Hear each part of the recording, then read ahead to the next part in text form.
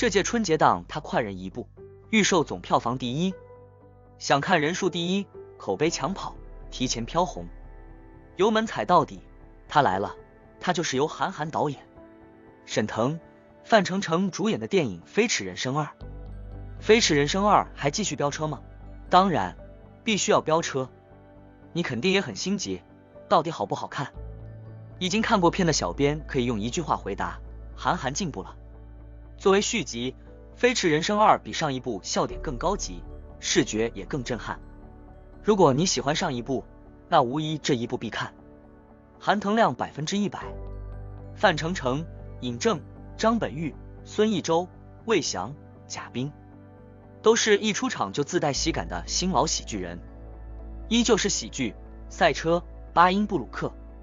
不同在于，也是小编更喜欢这一部的原因。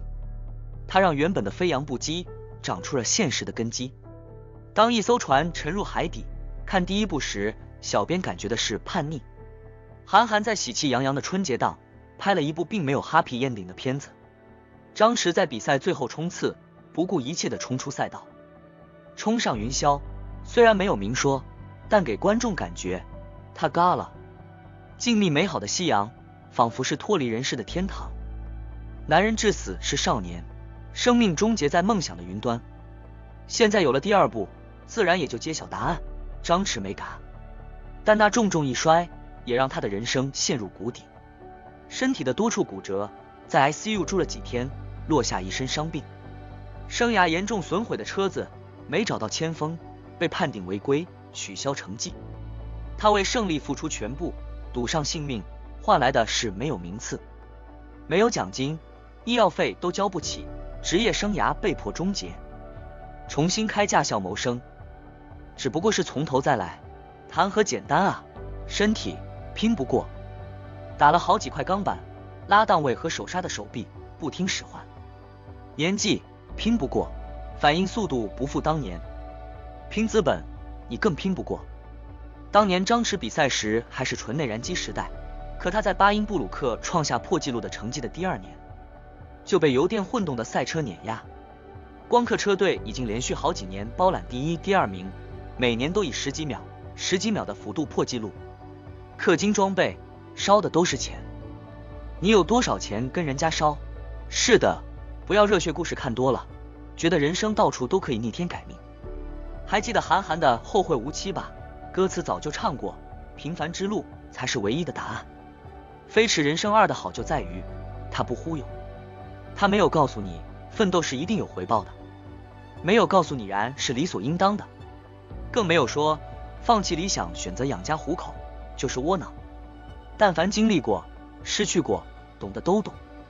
尤其是在这个年关，一年的奔波坎坷，拥有和失去，事业的困顿和环顾四周的无力感，飞驰人生2都会让人有特别的感触。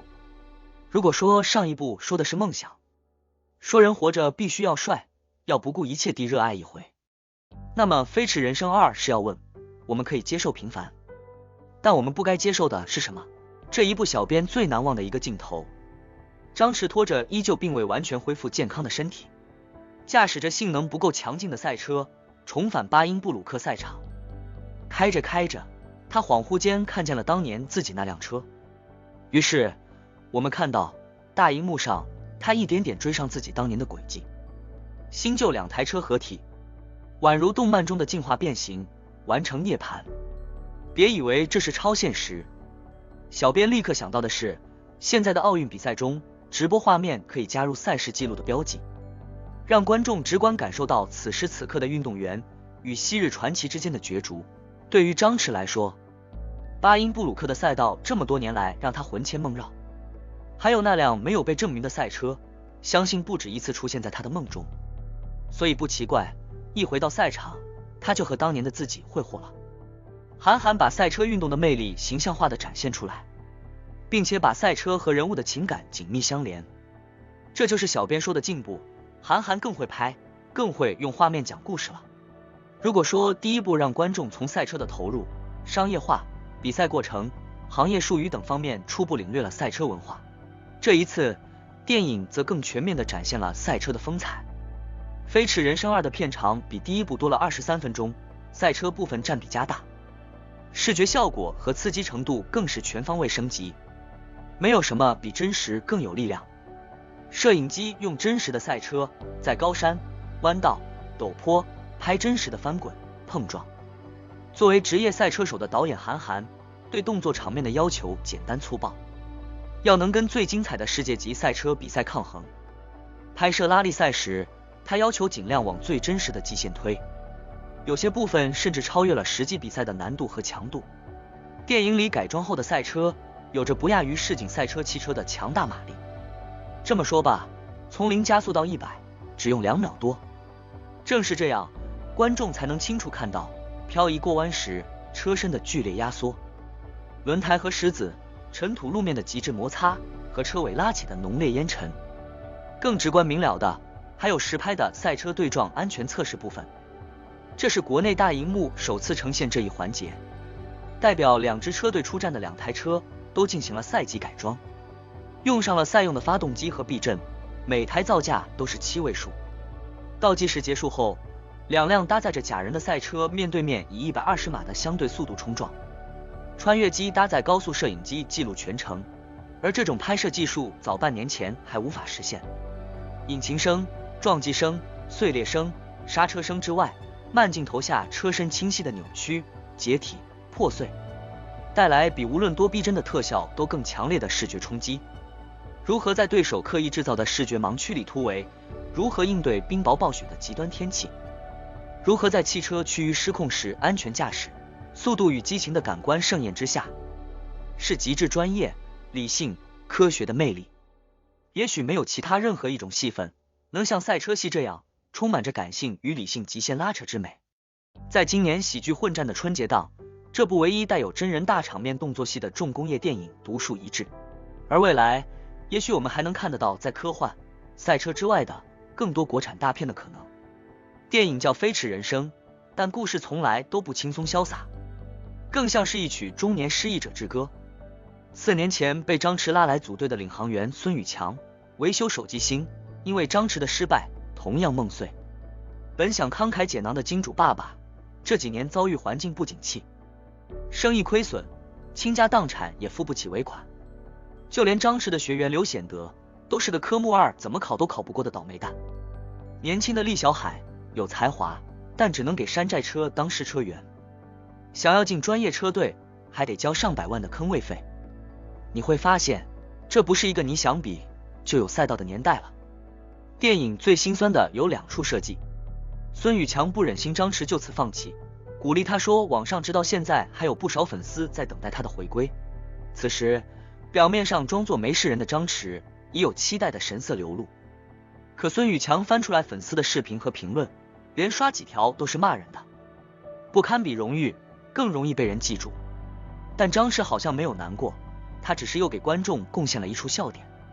这就是因为你平常上网的时候看见我的负面，你就点进去了，大数据就看这个，就抓取你喜欢的东西，之后再推送给你，喜感和悲伤对撞，得到一句苦笑。